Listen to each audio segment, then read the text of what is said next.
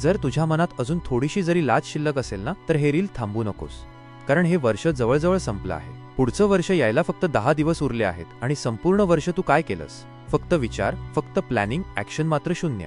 म्हणून हे उरलेले 10 दिवस तुझ्यासाठी 2 रस्ते घेऊन उभे आहेत. एक रस्ता तुझं पूर्ण आयुष्य बदलू शकतो आणि दुसरा रस्ता 2025 सारखं आणखी एक वाया गेलेलं वर्ष बनवू शकतो.